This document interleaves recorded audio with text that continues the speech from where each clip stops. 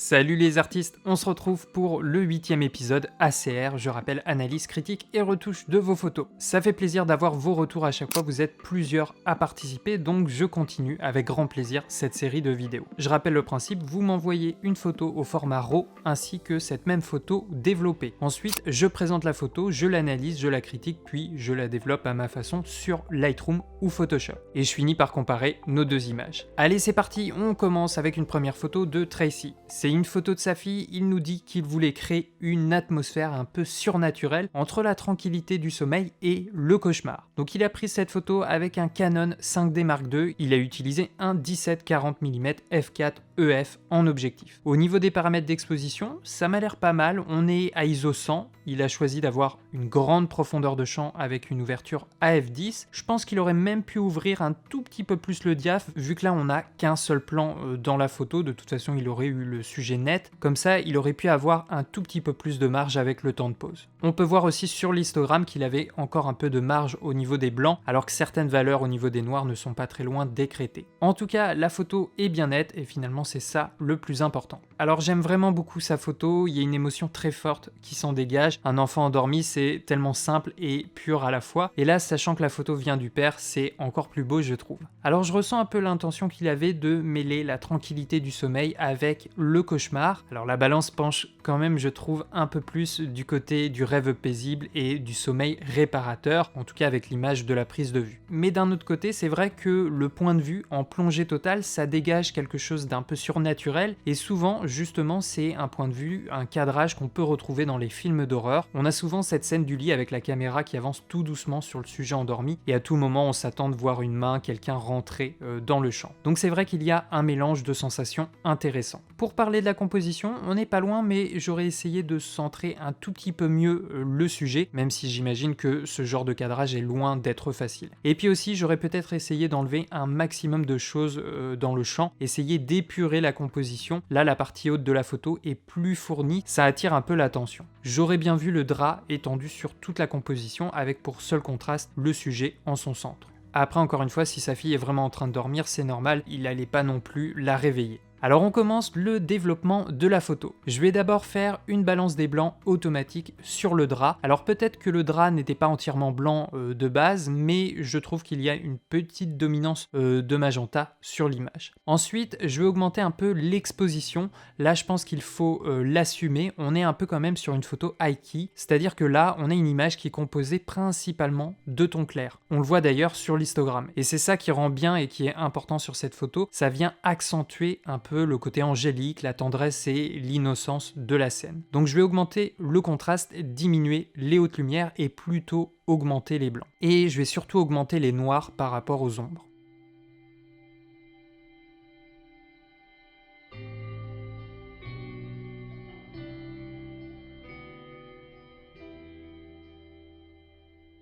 Ensuite, j'aime bien faire un tour au niveau de l'étalonnage. Généralement, ça permet de tester rapidement différentes ambiances avec des changements de teinte. Là, pour l'instant, l'image comporte assez peu de couleurs, donc je ne vais pas trop les modifier. Je vais activer les profils de correction et puis je vais rajouter aussi un peu de netteté à l'image.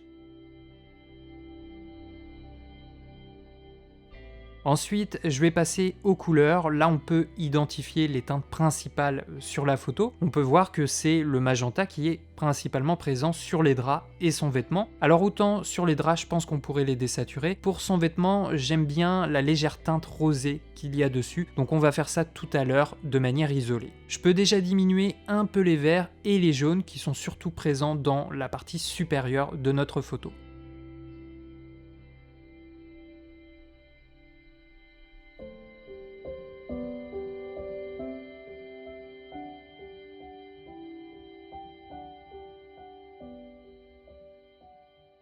Du coup, pour l'instant, je vais m'arrêter là pour Lightroom et je vais continuer le développement sur Photoshop pour essayer d'effectuer des retouches plus localisées et peut-être même modifier certaines parties de l'image. Donc je viens de passer l'image sur Photoshop. Alors là, la première chose que je vais faire, c'est m'occuper du recadrage. Là, on est au format portrait. Si on veut la diffuser sur Instagram, par exemple, il va falloir passer en 4:5. Mais comme là, je veux essayer de garder quand même la valeur de plan qu'on a actuellement sur le sujet, j'ai pas envie de resserrer la valeur. Donc avec l'outil de recadrage, je prends le format 4:5, mais ensuite je vais l'agrandir pour retrouver de la matière en haut et en bas de l'image. Bien sûr, maintenant, on a le fond du document en transparence sur les côtés. Alors généralement, moi, pour recouvrir ces zones, je peux utiliser deux techniques. La première, on va demander au logiciel de remplir la zone artificiellement à partir d'une sélection. Donc pour faire ça, je vais d'abord dupliquer le plan pour garder celui d'origine intact. Ensuite, avec l'outil de sélection, je viens entourer la partie de la zone que je souhaite modifier. Et là, très important, je fais déborder un peu la sélection sur une partie de mon image. L'ordinateur a besoin d'une matière, d'une image de référence pour dupliquer et créer certaines zones.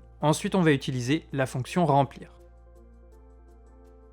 Voilà, alors là, le résultat est pas si mauvais que ça. Bien sûr, il y a certaines textures qu'il a dupliquées, mais dans l'ensemble, on va dire que c'est pas trop mal. Je vais garder cette partie et je vais la corriger tout à l'heure. Ensuite, pour la partie de gauche, comme elle est plus petite, je peux vous montrer la deuxième méthode. Alors, il faut d'abord dupliquer, encore une fois, notre calque. Ensuite, avec l'outil de sélection en rectangle, on part de la zone à corriger, puis on va aller juste avant que le sujet entre dans la sélection. Ensuite, on fait un CTRL+T ou commande+T pour activer le changement de taille, et on va tout simplement étirer la zone dans la sélection pour recouvrir la partie en transparence. Donc tu comprends pourquoi j'ai arrêté la sélection juste avant le sujet, parce qu'en fait cette méthode elle déforme un peu l'image. Mais comme la zone à recouvrir là n'était pas très large et qu'on avait pas mal de matière à droite, on peut utiliser cette méthode et l'étirement ne se remarque quasiment pas. Alors voilà, j'ai fait un petit saut dans le temps, sinon ça aurait été beaucoup trop long pour cette vidéo, mais je vous montre quand même les différentes étapes que j'ai eues sur Photoshop. J'ai commencé par nettoyer la partie supérieure de l'image, j'ai tout simplement dupliqué le calque précédent, je l'ai inversé verticalement, puis j'ai utilisé un masque pour garder qu'une certaine partie de l'image. Ensuite, sur le prochain calque, là, tu vas voir, j'ai beaucoup diminué la présence des plis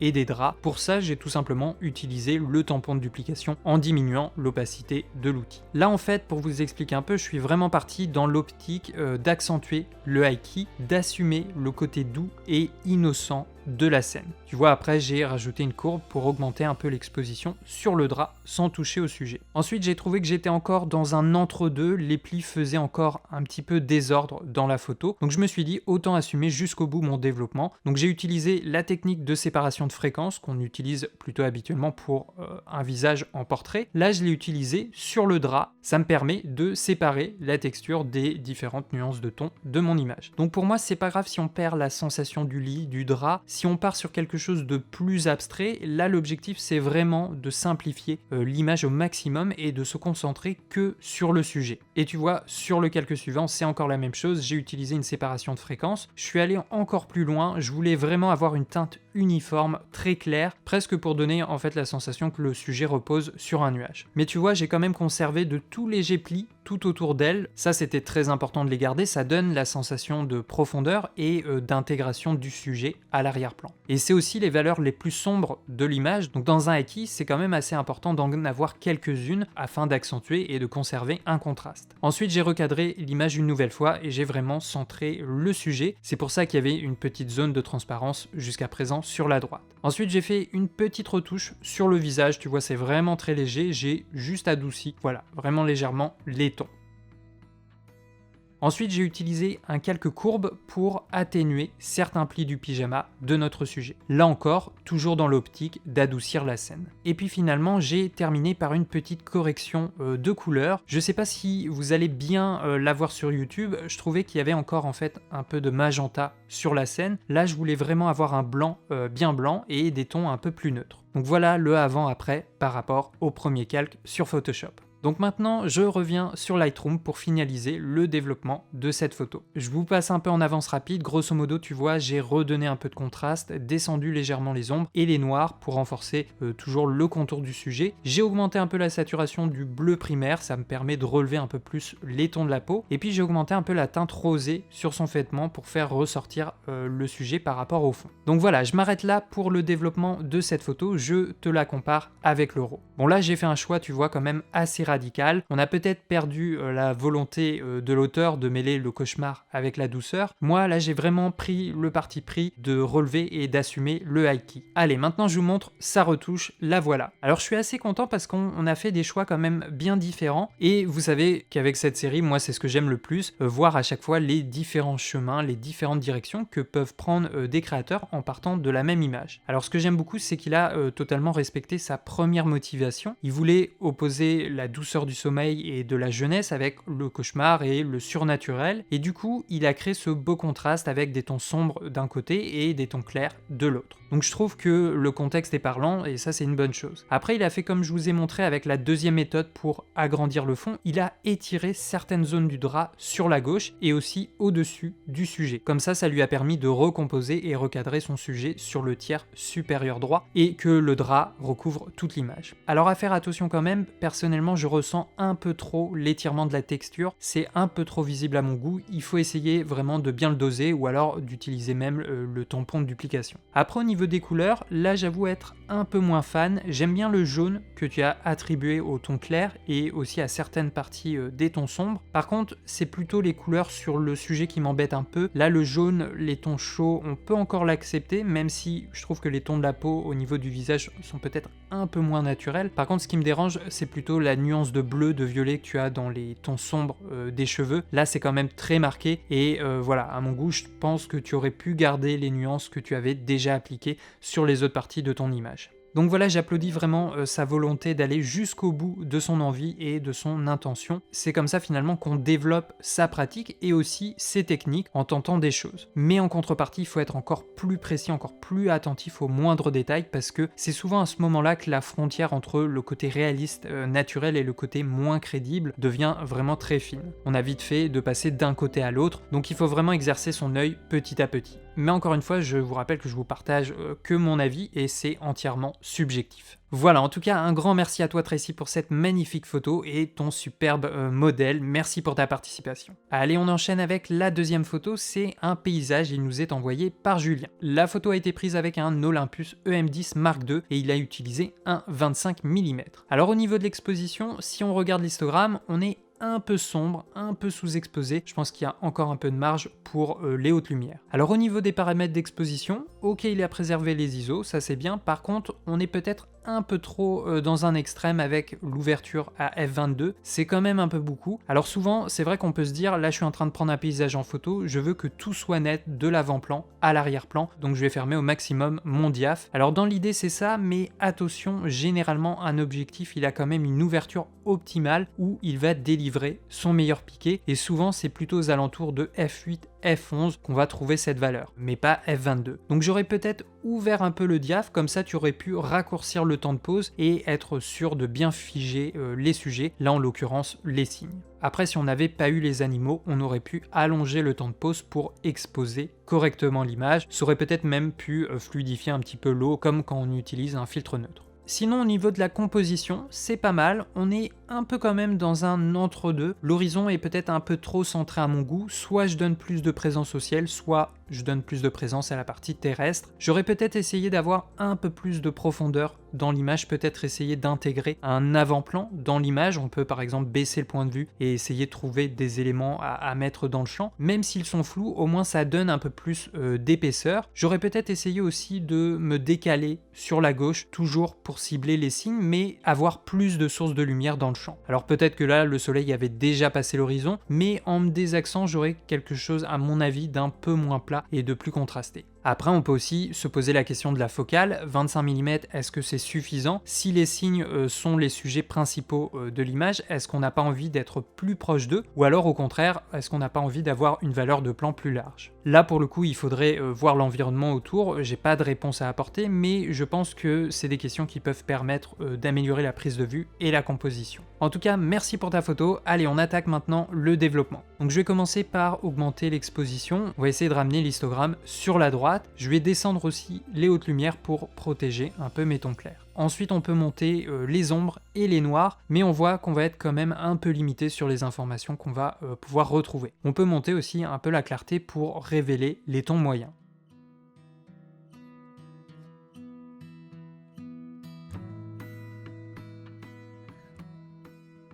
Ensuite, j'aime bien aller sur l'onglet étalonnage, tester un peu les couleurs primaires pour voir si on peut déjà donner un certain look à notre image. Là, je pense que je vais pas changer tout de suite les teintes, on a un beau coucher de soleil. En fait, on est peut-être même plus proche d'un crépuscule.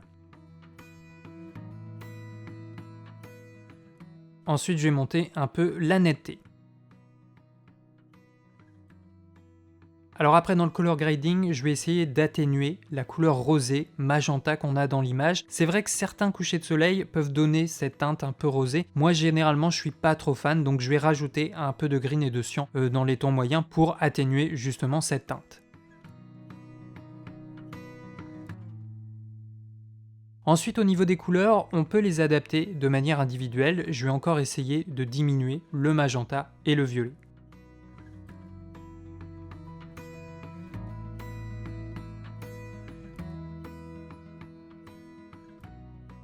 Le jaune, tu vois, je trouve qu'il y en a même un peu trop dans l'image. La photo est plutôt saturée et comme l'image est très contrastée, je trouve que les couleurs ressortent peut-être un tout petit peu trop. Et par contre, je vais augmenter un peu plus le orange.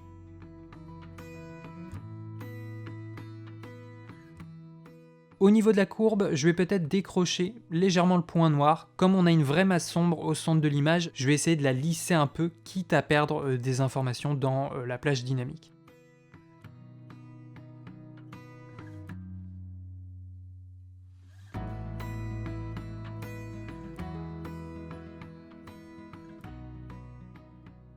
Je vais aussi retourner augmenter un peu le bleu primaire, on peut augmenter la vibrance aussi, mais à faire attention de ne pas trop dénaturer l'image. Là, on a vite fait d'avoir des couleurs un peu irréalistes.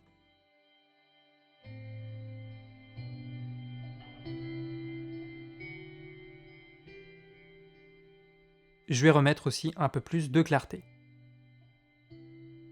Alors voilà, j'ai fait quelques ajustements au niveau de l'exposition. Tu vois le avant-après, on retrouve des informations, mais en même temps, l'idée c'est de garder du contraste. Là, il n'y a pas trop d'intérêt à augmenter trop les ombres. Et puis finalement, sur les paysages, j'aime bien utiliser un filtre radial ou plusieurs pour renforcer un peu la direction de la lumière. Donc je vais d'abord utiliser plusieurs filtres au coin de l'image en baissant la clarté pour casser un peu le vignettage naturel de l'objectif. Comme là, le profil de correction du vignettage n'était pas intégré. Sur le côté droit, c'est l'origine de la source lumineuse, donc c'est là que je vais augmenter mon exposition. J'aime bien mettre un peu de voile, je vais réchauffer aussi un peu cette partie en jouant avec la température de couleur, et je vais même créer un deuxième filtre avec un effet de température. Et puis par contre, à l'opposé de l'image, à gauche, je vais désaturer un peu mes couleurs et refroidir un peu ces zones. Comme ça, ces parties sont moins présentes et la lecture de l'image est un peu plus facile et plus fluide. On a une transition plus naturelle. Bon là, bien sûr, avec mon développement, on va dire que je remonte d'une vingtaine de minutes dans le temps où le coucher de soleil était plus présent.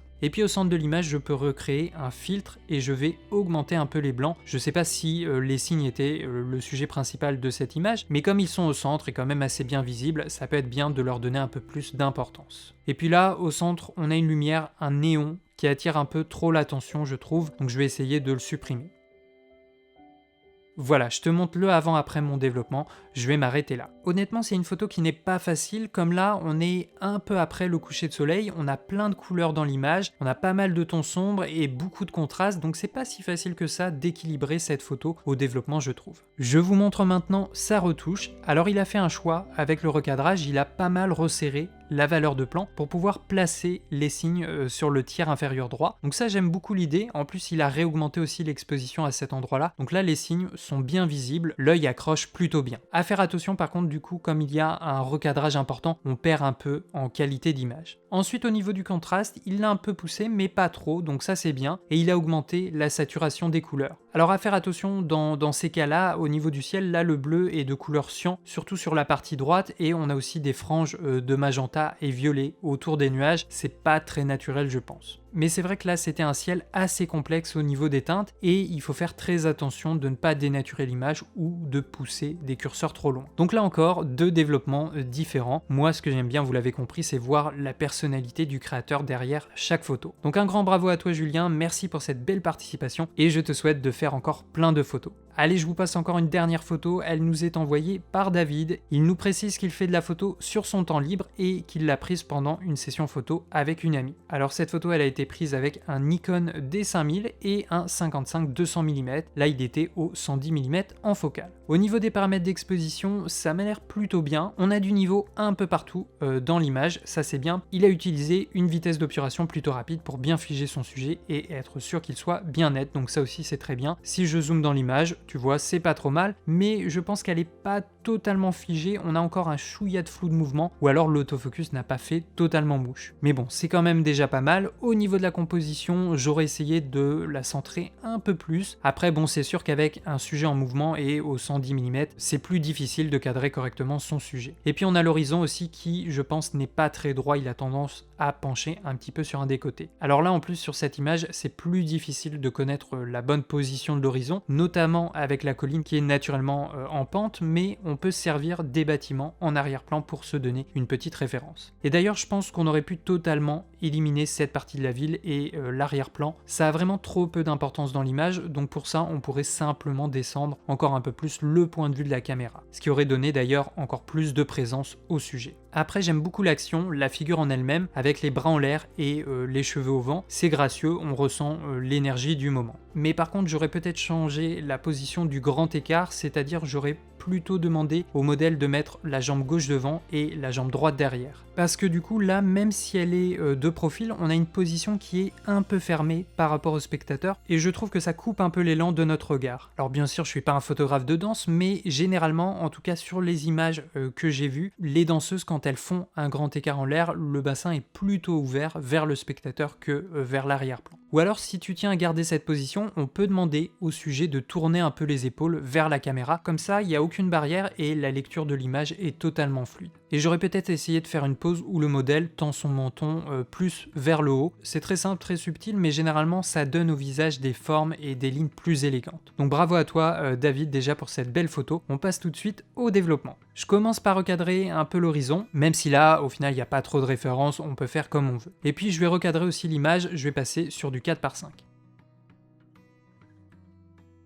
Ensuite, on poursuit les réglages de base, là, pas besoin d'augmenter l'exposition, je vais même calmer un peu les hautes lumières et les blancs, et puis je vais plutôt monter l'ombre et les noirs. Je vais mettre aussi de la clarté pour les tons moyens et même un peu de texture pour accentuer les détails du sujet. Alors j'en ai pas parlé tout à l'heure, mais là ce qui va être compliqué pour le développement de cette photo, ça va être un petit peu les tons de la peau. Elle prend en fait le soleil en direct, quasiment de face, et du coup on a beaucoup de lumière sur son visage et surtout on a une teinte jaune-orange qui est assez marquée. Donc pour ce genre de photo, j'aurais peut-être essayé de me désaxer vers la gauche pour que la source lumineuse soit un peu plus de profil et qu'elle attaque moins le visage en direct et du coup qu'elle détourne plus le sujet, ou alors positionner le modèle dos au soleil. Après en soi j'aime bien quand même l'idée que le modèle court vers le soleil, ça sera juste un peu plus compliqué en post-prod. Ensuite je vais sur mon onglet étalonnage, je teste un peu les teintes, là je vais diminuer la saturation du rouge et du vert primaire et plutôt augmenter un peu celle du bleu. Ensuite je peux monter un peu la netteté de l'image.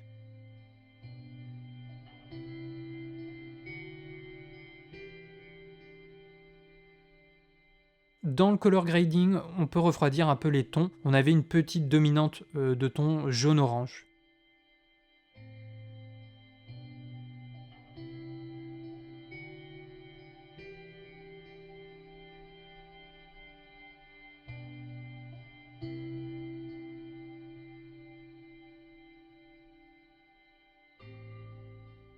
Alors je vais supprimer tout de suite les petits bouts de terre, de brins d'herbe dans le ciel, je trouve que ça attire un peu trop le regard.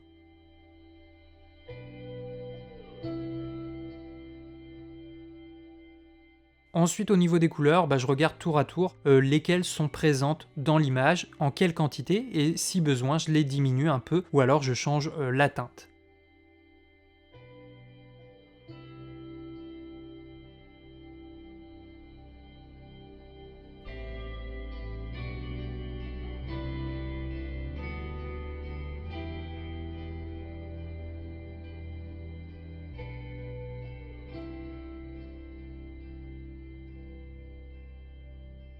Sur la courbe, je vais peut-être décrocher légèrement les extrêmes, peut-être plus le point blanc que le point noir, et puis ensuite je vais retourner un peu sur les réglages d'exposition et de contraste. Alors là, le RAW pesait vraiment pas très lourd, donc on a un peu moins d'informations. C'est pour ça, quand j'ai descendu le paramètre des hautes lumières, ça a créé cette transition très nette sur son visage et ses bras. En fait, le fichier manque un peu d'informations sur son visage. Alors ça, on pourrait le retravailler un peu sur Photoshop, mais là, je vais quand même rester sur Lightroom. Je vais encore retoucher un peu à l'horizon avec le recadrage. J'ai vraiment envie d'accentuer cet effet de pente de la colline. Ça donne beaucoup plus de force à l'image et à l'action du sujet. Éventuellement, avec un petit filtre radial, j'aurais bien essayé sur son visage de calmer un peu les tons chauds et avoir une teinte un tout petit peu moins jaune. Voilà grosso modo ce que j'aurais fait. Alors on peut pas trop lutter avec le soleil et le contraste de cette scène, je pense. Et éventuellement, vous me connaissez, j'aime bien finir par renforcer la direction de la lumière avec des filtres radio. C'est pas du tout obligatoire, on pourrait s'arrêter là, mais je vais voir quand même ce que ça donne. Donc tu vois, à gauche, j'ai descendu un peu l'exposition et à droite, je l'ai augmenté avec aussi la température pour réchauffer la source lumineuse. Tu vois le avant-après, on a renforcé ou recréé une petite direction de lumière. Alors on aime ou on n'aime pas, c'est vraiment une question de goût.